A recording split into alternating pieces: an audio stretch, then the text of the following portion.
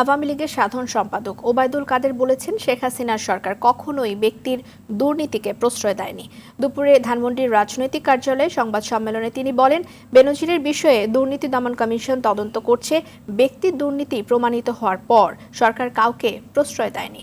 BNP সমালোচনা করে ওবায়দুল কাদের বলেন, এদেশে টাকা পাচারের সংস্কৃতি বিএনপি আমল থেকে শুরু হয়েছে।